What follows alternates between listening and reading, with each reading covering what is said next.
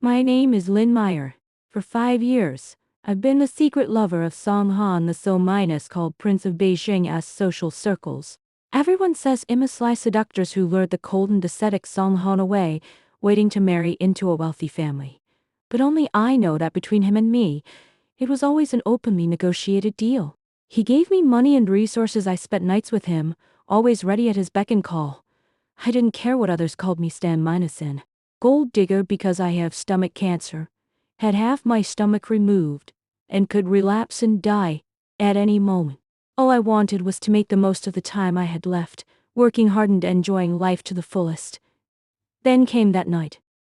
After we'd been intimate, Song Han tossed a check for 1 million yuan onto the table in front of me, his tone indifferent. Nyan Ian's coming back to China soon. You don't need to come here anymore. Du Zhannian, his white moonlight, the globally renowned singer, was finally returning. I didn't cling to him. I picked up the check and walked out, and known this day would come and had already booked a flight to the U.S. for medical treatment. Song Han thought he'd cry and beg him to stay, but he didn't realize how much I longed to be free. My relationship with Song Han began with a phone call during my senior year of college. Back then, I was notorious on campus as a street hustler selling water, flowers, running errands, even taking attendance for others, doing whatever made money. A strange call came in, and the caller immediately asked for bed warming services. I thought it was a prank, so I joked casually, "If you want my services, transfer 100,000 yuan first and see if you're serious." 30 seconds later, the 100,000 yuan appeared in my account.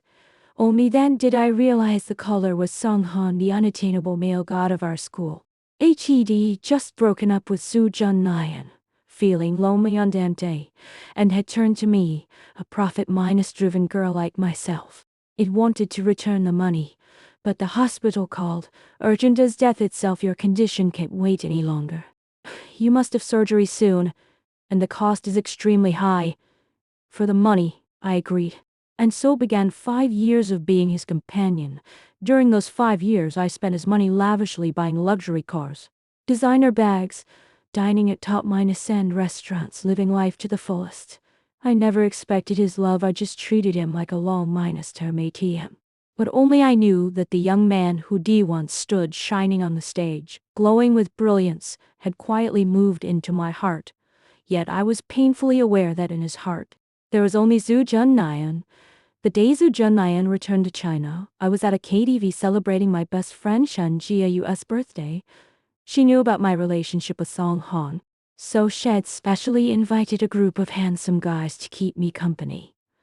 I leaned against one of them, singing happily, when suddenly the door to the private room burst open. Song Han stood there, arm in arm with Su Zhannian, a stunning, radiant beauty. And behind them was her brother, Zhu Ming Chi. Su Zhannian smiled sweetly, yet her voice carried a hint of challenge. "Meyer, thank you for taking care of Han all these years. I'm back now, so I won't bother you anymore." As she finished speaking, she flung a wad of cash onto the floor, utterly humiliating me. "I bet you're used to picking up money on your knees, so I put it right there for you." My best friend trembled with anger, wanting to pull me away, but I just laughed flatly. "Waiter, I don't want this garbage on the floor. Pick it up however you like." As the waiters rushed in to collect the money, Su Zhannian's face turned ashen. Song Han's expression grew dark, yet he didn't defend me. Seeing this, Su Ming I took the opportunity to tease me. "Since Song Han kicked you out, why don't you come warm my bed instead?" I raised an eyebrow and shot back. "Warm the bed? Sure, but first let's measure your size. If you're smaller than someone else's, I won't touch you." The remark sent the whole room into an uproar. Song Han was furious, about to explode. But Su Zhannian pulled him away. I tried to appear cool on the outside, but my stomach twisted in agony. I clutched my belly and hid in a corner, drenched in cold sweat. The pain of my cancer recurrence was far more excruciating than any humiliation. When I went to the hospital for medication, I ran into Song Han and Su Zhannian again. Su Zhannian sneered arrogantly. "Some people really will follow you all the way to the hospital just for money. Her assistant was even sharper. This is a gynecology ward. Did you catch some kind of dirty disease or something? It had enough. I retorted sharply. If I'm sick. Isn't Song Han's girlfriend also sick? Are you two here for a premarital checkup? Afraid he might not pass. Song Han snapped coldly. Lin Meyer, we were just doing business. Don't harbor any delusions. That sentence pierced my heart like a needle. Just then, a handsome doctor happened to walk by. I took the chance to loop my arm through his, pretending he was my boyfriend. He saw right through my embarrassment and quietly supported me as I felt weak. His name was Cheng X, Ayuming, a doctor from a well-off family. As we left the hospital, Song Han yanked me into his car and squeezed my jaw, mocking me. You're really desperate for men? Aren't you? I endured the pain in my waist and stomach, replying coldly, Mr. Song. Our agreement is over. Who am what has nothing to do with you. He got furious and threw me into the pouring rain on the outskirts of the city, driving off without another word. I was soaked and humiliated, but had finally given up completely. Soon after, I went on a blind date for my best friend, and unexpectedly, the guy I met was Cheng X Ayuming himself. He grinned and said, here to help out a friend and please the family.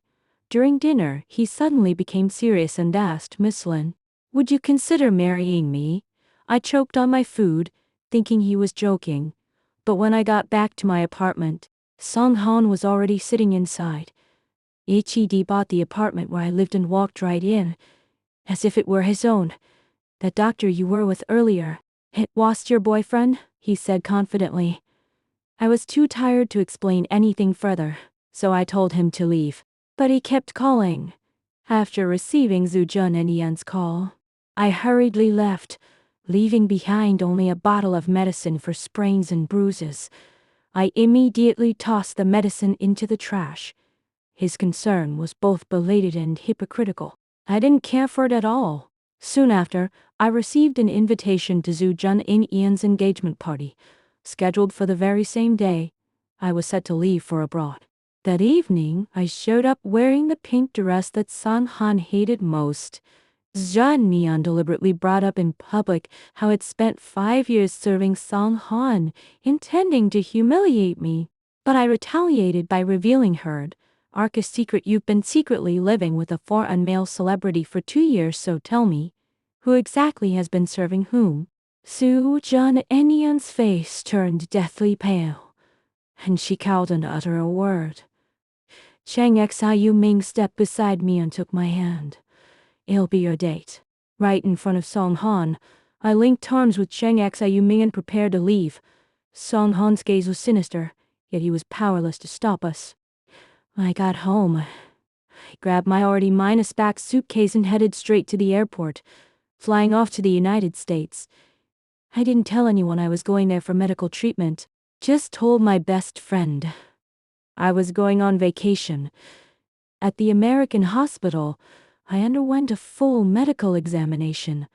The doctor told me I needed to high-risk surgeries, and there was a real risk I might not survive the second one. Before the first surgery, I was so scared that I started trembling. Strangely enough, the face of Cheng Xiu Ming popped into my mind. I regretted turning him down back then. Had I accepted him, at least I could have had a brief moment of sweetness before I died. When I finally woke up from anesthesia, the first person I saw was Cheng Xiu Ming. He crossed the ocean to find me staying outside the operating room the whole time. Chasing you really wasn't easy, even having to cross the Atlantic, he said with a smile as he fed me water. Instantly, tears streamed down my face. Under Cheng Xiu Ming's tender care, I recovered remarkably fast. He was attentive, gentle, and considerate. His love was the only light in my otherwise dark life. Back home, news broke on his wedding day. Song Han had run away, and no one could find him. He frantically reached out to me, sending me countless messages. Where are you? I was wrong. I'm not marrying Zhu Jun Nian anymore. Come back. I'll give you whatever money you ask for. I blocked him completely, cutting off all contact. Chang Xayuming confessed his feelings to me. I asked him, "What if I die on the operating table?" He took my hand and said seriously, "I promise you, you won't die. If you really do leave me, you'll live without a bedmate and die buried in the same grave." I agreed. We spent a peaceful and sweet time together abroad. He told me that when he was in high school, he'd been down on his luck and wandering aimlessly. It was then that he'd seen me working cheerfully at a cake shop. Every day, I'd secretly slip him a piece of cake, my little bit of light during his darkest days. Turns out, our fate had begun long ago. But this happy period didn't last. Suddenly, Sujun Enian's former boyfriend James, who was living overseas, appeared out of nowhere and fired a gun at us. Hd blamed me for Sujun Enian's downfall and lashed out at me instead. Chang Xayuming, trying to protect me, was shot in the leg and fell unconscious. Just as James was about to shoot me, Song Han rushed forward and began fighting with James. After several gunshots, both men collapsed.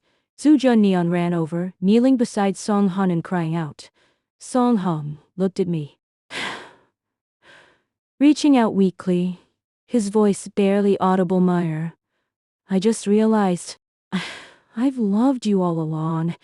Come back to me and you'll spend my whole life making it up to you."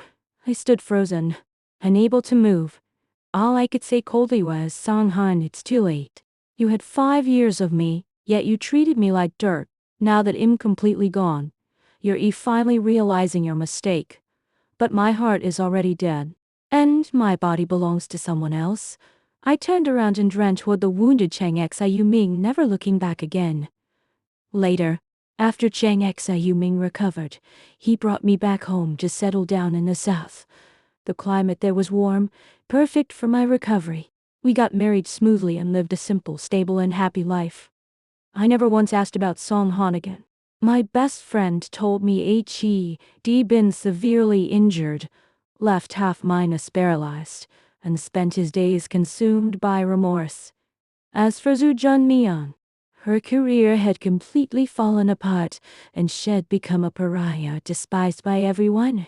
Meanwhile, Lin Meyer, had finally broken free from the role of being someone's substitute, freed myself from the torment of illness, and found someone who truly loved me with all his heart.